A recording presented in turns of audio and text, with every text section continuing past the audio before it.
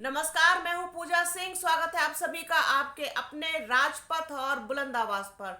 दोस्तों, इस समय सोशल मीडिया पर समाजवादी पार्टी और बहुजन समाज पार्टी के बीच में एक जंग छिड़ी हुई है। और इस जंग का कारण है कि जब इंडिया की जो बैठक यानी इंडिया अलायंस की जो बैठक मुंबई में आयोजित की गई थी, उसमें भाग लेने के लिए समाजवादी पार्टी की तरफ से प्रोफेसर राम गोपाल यादव भी पहुंचे थे। प्रोफेसर राम गोपाल यादव से जब मीडिया ने बसपा सुप्रीमो मायावती के बारे में एक सवाल पूछ लिया, तो इस सवाल को लेकर के जो है वो प्रोफेसर साहब जो है वो तिनक गए। उन्होंने कहा कि मायावती और बसपा का जो है वो अस्तित्व खत्म हो चुका है और उनकी हमें ज़रूरत नहीं है। अब प्रोफेसर साहब ये बताने का कष्ट करें कि ज़रूरत है या नहीं है, ये तो बात की बात है। लेकिन जिस तरीके से और जिस अंदाज में आप बात कर रहे हैं, तो इस जवाब के लिए आपको जो है फिर जवाब भी तो सुनना पड़ेगा ना। उस जवाब के लिए भी आपको तैयार रहना चाहिए था।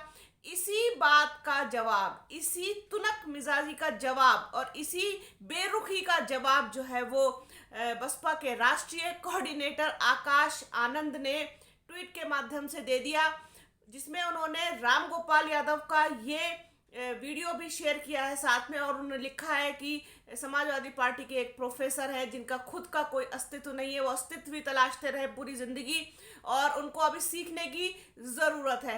इसी बात को लेकर के बस जो है वो समाजवादी पार्टी के समर्थक और तमाम कार्यकर्ता मतलब भड़क गए हैं और बुरी तरीके से जो है एक दूसरे के ऊपर इस समय आरोप और प्रत्यारोप का दौर चल रहा है। आपको बता दें कि इंडिया अलायंस का हिस्सा अभी तक नहीं है बहुजन समाज पार्टी और बसपा सुप्रीमो मायावती। अगर है, नहीं है या जो कुछ भी होगा आगे, उस बात का फैसला जो है वो भविष्य के गर्त में छिपा है और उसको समय पर छोड़ देना चाहिए। किसकी क्या उपयोगिता है, किसकी उपयोगिता नहीं है, किसकी पार्टी समाप्त हो गई, किसकी पार्टी समाप्त नहीं हुई, इससे आपको क्यों पेट में दर्द हो रहा है। अगर बसपा समाप्त हो गई है और बसपा सुप्रीमो मायावती का कोई अस्तित्व नहीं बचा है, तो फिर इस तरीके की तमाम चीज़ें, तमाम बातें आप लोग क्यों फैलाते हैं कि बसपा जो है वो भारतीय जनता पार्टी की बी टीम है और भारतीय जनता पार्टी के लिए काम कर रही हैं और इस तरीके की तमाम चीज़ें। अगर उनका कोई अस्तित्व नहीं है या किसी का भी कोई अस्तित्व नहीं है, तो जाने दीजिए ना, आपको क्या करना है उस चीज़ से।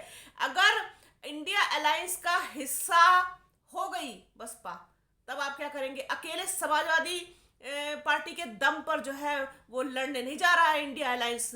आपको बता दें प्रोफेसर राम गोपाल यादव जी, इसमें 28 दूसरे लोग भी शामिल हैं और जिनका अस्तित्व और जिनका महत्व आपसे कहीं ज्यादा है।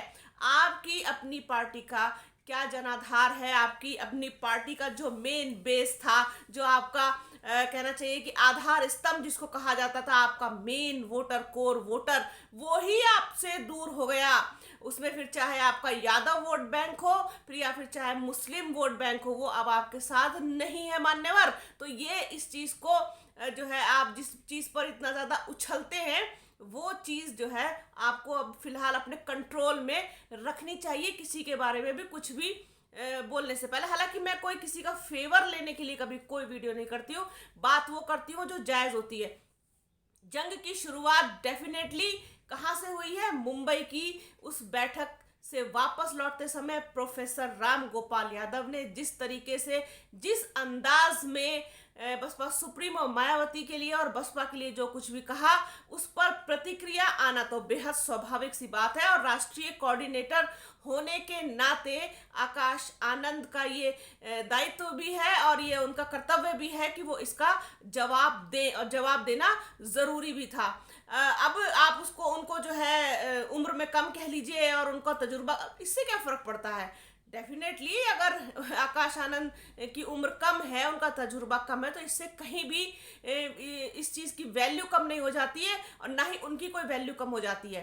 बहुत सारे लोग ऐसे हैं जिनकी उम्र भी बहुत कम है और वो राजनीति के अंदर है। तमाम आपके रिश्तेदार ही हैं, आप ही के तमाम लोग हैं ऐसे जो इस तरीके से राजनीति में आए हुए हैं और आपसे आधी उम्र के हैं। तो इस बात से कोई फर्क नहीं पड़ता है। जिस तरीके से आप जो है छोटी राजनीति करेंगे तो फिर छोटा ही उत्तर आपको मिलेगा, उसी तरीके का उत्तर मिलेगा, उसी तरीके की प्रतिक्रिया मिलेगी और फिर उसके लिए तैयार रहिए। इस तरीके से भड़कने से और इस तरीके से जवाब देने से और जिस तरीके से आप लोगों ने इस पर प्रतिक्रियाएं अपनी दी हैं, तमाम चीज़ें की हैं कि जो है एक विधायक वाली पार्टी रह गई है, और ऐसे देखिए एक विधायक की रह गई हो या शून्य विधायक की रह गई हो या कुछ भी ना हो उनके पास, फिर भी आपको उनकी अहमियत का पता है, आप उनकी अहमियत को जानते हो।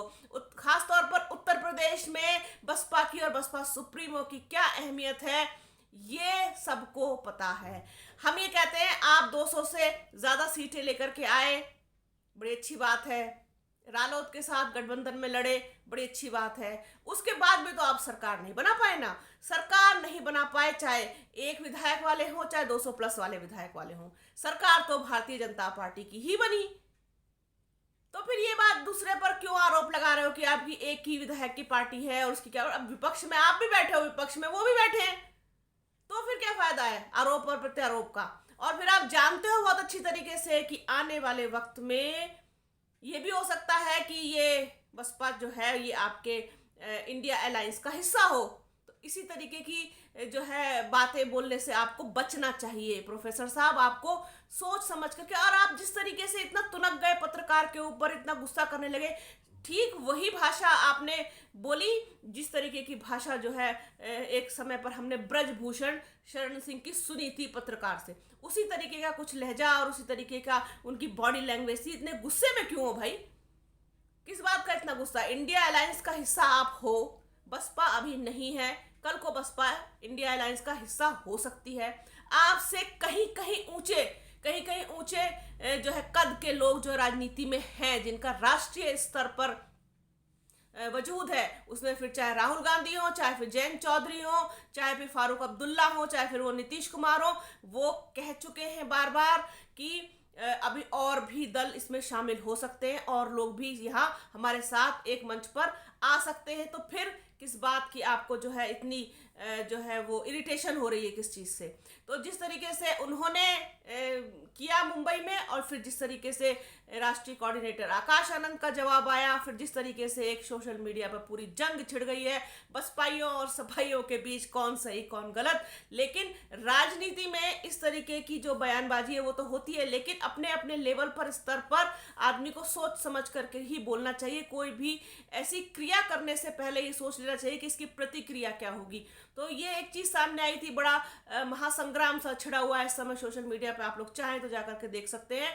तो आप लोगों के साथ इसको सोचा कि साझा किया जाए। तो बने रहिए राजपथ और बुलंद आवाज के साथ। हमारे चैनल को लाइक कीजिए, शेयर कीजिए, सब्सक्राइब कीजिए, बेल आइकन जरूर दबाइएगा। अपना और अपनों का प्लीज बहुत ख्याल रखिए। जल्द मिलूंगी आपसे एक नए वीडियो में, एक नए मुद्दे के साथ, एक नई चर्चा में, और बहुत जल्दी आपके साथ शेयर करूंगी एक ऐसे ज्वलंत मुद्दे पर वीडियो जो आपको डेफिनेटली पसंद आएगा। तो स्टे ट्यून्ड, बने रहिए हमारे साथ। जल्द मिलूंगी आपसे फिर से दोबारा से, तब तक के लिए जय हिंद।